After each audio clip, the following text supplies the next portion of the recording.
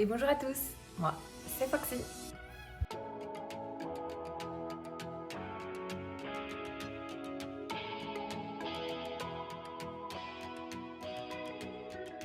Dans la vidéo que j'ai postée la semaine dernière, celle-ci, au sujet des étrangers en Corée du Sud, j'ai abordé le fait que sur les réseaux sociaux dernièrement, beaucoup d'informations sur la Corée étaient, alors on va pas utiliser le terme péjoratif, n'étaient pas forcément très correctes. J'ai fait une petite sélection histoire de pas faire une liste trop à rallonge, mais on va être très honnête, il y a beaucoup de désinformation. Alors premier point que j'aimerais aborder, les Coréens ne parlent pas anglais. Bien sûr, c'est faux. Alors, comme j'en discute avec pas mal de personnes qui viennent en Corée depuis bien plus longtemps que moi, soit il y a à peu près 10 ans, à ce moment-là, on aurait pu dire effectivement que les Coréens ne parlaient pas anglais. Mais à aujourd'hui, c'est quasi improbable de trouver un Coréen qui ne parle pas réellement anglais. En tout cas, pas de notre génération. Pas entre 20 et 30-40 ans. Vraiment pas. D'ailleurs, même les écoliers parlent eux-mêmes très bien. Pourquoi? Car il faut savoir qu'en Corée, les cours de soutien sont monnaie courante. On appelle notamment ces établissements scolaires des hagwon. Pour ceux qui regardent des dramas, vous voyez souvent des collégiens, lycéens et même élèves de primaire aller dans ces fameux hagwon. Du coup, les Coréens apprennent bien évidemment l'anglais à l'école. Bon, certains ne sont pas très assidus, moi je l'étais pas non plus. On va clairement dire, j'ai eu 5 à mon bac. Est-ce que j'en suis fière? Pas du tout. J'ai d'ailleurs fortement galéré derrière pour essayer de récupérer un niveau correct. Mais effectivement, les Coréens parlent anglais la plupart. Même d'ailleurs, les petites mamies et les petits papis qui apprennent des mots-clés notamment par rapport à leur business dans la rue. Les petites tantes pour la nourriture ou les chariots de fast-food, etc. Voilà. Ils sauront toujours vous parler un peu en anglais. Et s'ils ne savent pas parler anglais, il y a une arme fatale, redoutable, qui ne loupe jamais, c'est Papago. C'est le traducteur national en Corée du Sud. Tout le monde a Papago sur son téléphone. Donc, si vous souhaitez voyager en Corée et que vous ne parlez pas coréen, mais que vous parlez anglais, n'ayez aucune crainte. Bon, par contre, si vous ne parlez ni coréen ni anglais, ça risque d'être un peu compliqué de discuter. Mais avec Papago, on arrive à tout. Deuxième point, les Coréens sont silencieux. Où est-ce que vous êtes allé pêcher ça? Les Coréens sont aussi surnommés les Méditerranéens d'Asie. Or clairement, ça prend tout son sens. Les Coréens sont ultra bruyants. Quand ils sont au téléphone dans la rue, quand ils se parlent entre eux, quand ils se voient à une rue opposée, qu'ils hurlent leur nom pour attirer l'attention de l'autre, dans les pochas, dans les restaurants, et il suffit qu'ils aient un petit coup dans le nez. Je vous raconte pas, vraiment, on ne peut pas s'entendre à table. Vraiment, c'est... Pour vous dire, quand je suis au téléphone avec ma famille dans les magasins, parfois on ne s'entend pas. Et me dites pas que c'est pareil en France parce que vraiment, je vous assure, alors oui, il y a beaucoup de boucans, c'est pas du tout pareil. Moi, ils me hurlent dans les oreilles, vraiment. Ici, c'est dingue. Alors oui, dans certaines vidéos du coup qu'on a pu voir, il fait sujet du fait que les Coréens sont très silencieux, quand on rentre dans les temples c'est très silencieux. Mais bien évidemment, tous les temples sont silencieux, que ce soit en Corée, en Chine, au Japon, en Thaïlande. Le silence est de mise, c'est comme dans les mosquées, dans les églises. Donc non, les Coréens ne sont pas silencieux. Après, moi perso ça me va parce que je parle et rigole très fort. Mais j'ai un petit souci d'oreille aussi. Pareil, on parle aussi souvent des métros qui sont très silencieux, mais ça, c'est juste une règle. On ne parle pas dans le métro. En fait, on ne parle pas dans les espaces confinés où il y a d'autres personnes qu'on pourrait déranger. Bon, ça exclut les restaurants. Mais effectivement, quand on rentre dans le métro, on ne téléphone pas, on ne parle pas forcément avec son voisin, ou alors on parle à voix basse. Et c'est aussi pour ça, généralement, que vous voyez tous les Coréens qui sont sur leur téléphone, en train de être sur les réseaux sociaux, ou d'écouter de la musique, ou de jouer à des jeux. Après, cette règle n'existe plus à partir d'une certaine heure, qui est l'heure de l'apéro. Alors, il n'y a pas vraiment d'apéro ici, mais franchement, c'est tout comme. Troisième point. Les Coréens ne sentent pas la transpiration. Alors, effectivement, les Coréens ne sentent pas la transpiration comme nous, on peut sentir. Pour ceux qui ne savent pas, les Asiatiques ont dans leur génétique un gène en moins de notre génétique à nous, Européens, qui fait que leur transpiration n'a pas d'odeur de transpiration à proprement parler. Néanmoins, les Coréens ont bel et bien une odeur de transpiration. Alors, encore une fois, dû à ces gènes, il n'y a pas d'odeur de transpiration, mais je pense que c'est dû à leur nourriture qui est très épicée. Donc quand vous entrez dans le métro, à une certaine heure, pour faire lien avec le point juste avant, vous allez clairement sentir cette odeur très spécifique. J'arrive pas trop à savoir si c'est une odeur mélangée à l'alcool ou juste au gochujang, à l'épice, mais effectivement, oui, il y a une odeur. Mais non, ce n'est pas une odeur de transpiration comme on peut l'avoir le matin dans le métro parisien. Ah là là, le point qui suit est un point qui me fâche. La Corée est l'Eldorado.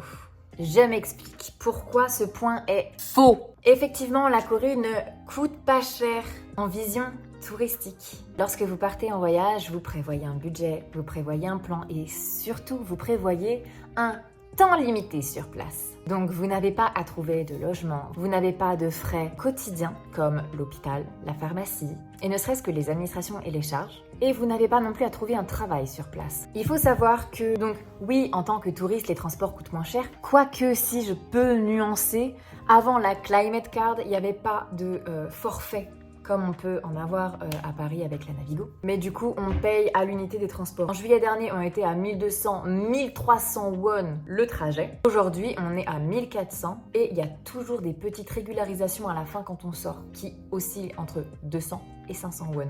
Donc tout de suite, ça fait une petite somme à sortir malgré tout. Donc heureusement, on a la Climate Card qui est sortie là pour les résidents de Séoul pour le moment. Cette Climate Card va être étendue normalement à Gyeonggi ou en tout cas aux villes en périphérie de Séoul. Et ça, c'est archi cool car je pense que ça va en aider plus d'un. Cette carte coûte par mois 65 000 won.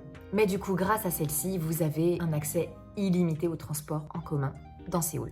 Il a été mis en place du coup une Climate Card version touriste qui, il me semble, est valable 2, 3, 5 jours, qui permettra du coup aux touristes à partir de juillet de cette année, soit 2024, d'avoir accès pendant une période limitée au transport en illimité à Séoul.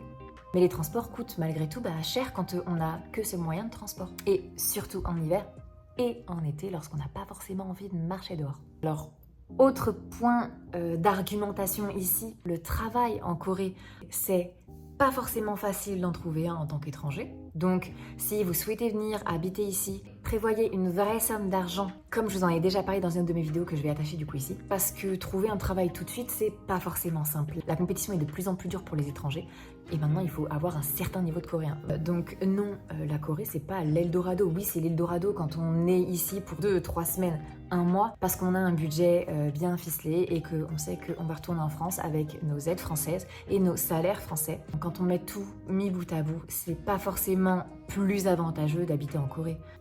Un point qui revient extrêmement souvent sur les réseaux, qui, encore une fois, est en lien avec le point d'avant, manger à l'extérieur revient moins cher que de faire ses courses. C'est faux! Alors, oui, les restaurants sont beaucoup plus abordables qu'en France. Effectivement, comme les restaurants sont beaucoup moins chers ici, les Coréens n'ont pas forcément à attendre d'occasion particulière pour aller au restaurant. Pour nous, en tout cas pour les personnes qui viennent de classe modeste comme moi, on ne va pas au restaurant très fréquemment. J'avais clairement pas les moyens moi, en France. Et d'ailleurs, je les ai pas non plus ici. Pourquoi? Parce que mis bout à bout tous les jours, manger à l'extérieur revient quand même cher. Ça fait quand même une certaine somme. Pour donner un peu un ordre d'idée, par semaine en France, j'avais en course un budget entre 30 et 40 euros par semaine que j'arrivais à tenir dans n'importe quelle enseigne. Il faut juste faire attention au prix et savoir sélectionner les produits. Et non, je ne mangeais pas que de la... Voilà. Et je mangeais du coup le midi en entreprise et étant végétarienne, du coup avec la participation de l'entreprise, je mangeais à des prix très très raisonnables. Et du coup, pour info, ici lorsque je fais mes courses, j'arrive à tenir un budget de moins de 30 euros quand je fais vraiment le strict minimum. Et sinon, j'oscille entre 35 et 45 euros.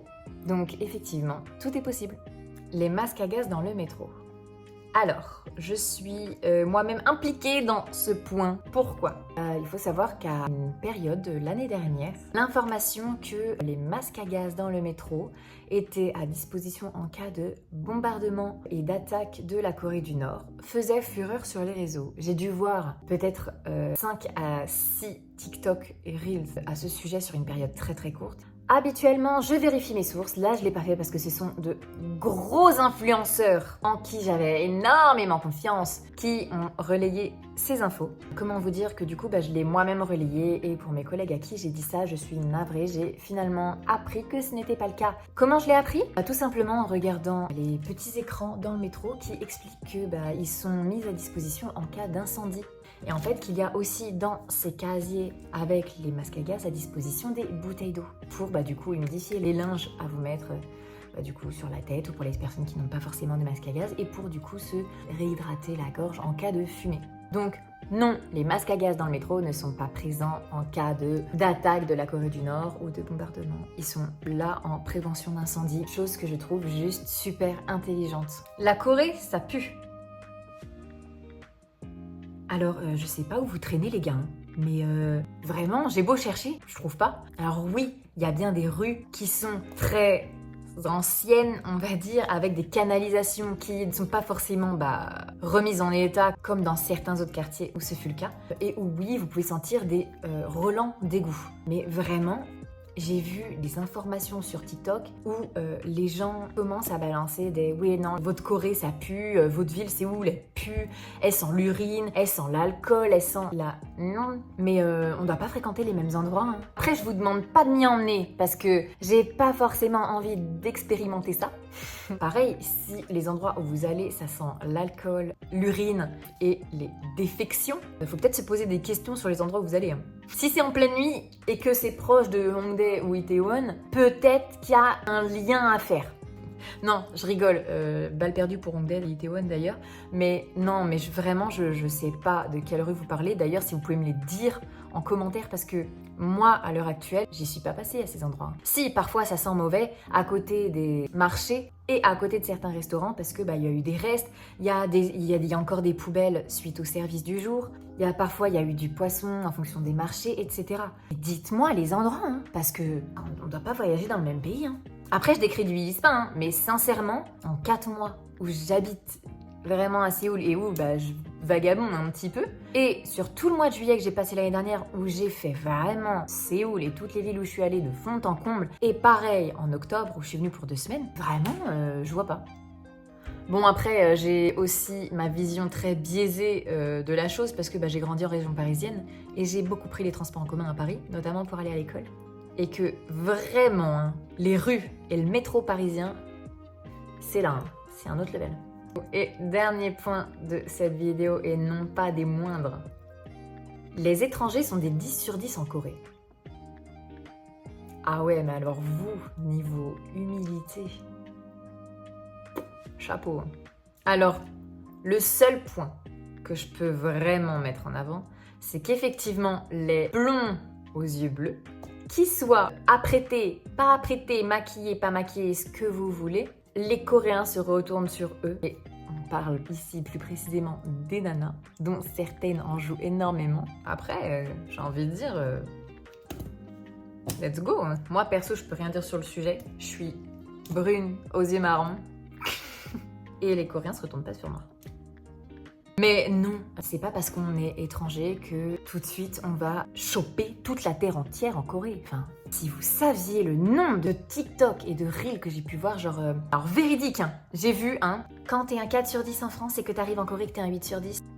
Quand t'arrives en Corée et que tout le monde croit que t'es un modèle, mais ça va pas. Et vous savez aussi ces choses, ces caméras embarquées où les nanas se filment en disant point of view, une étrangère en Corée et qu'elle marche dans la rue et qu'en fait on voit que la caméra et qu'on voit toutes les personnes regarder. Mais ce que vous savez pas, c'est les tenues que ces personnes portent.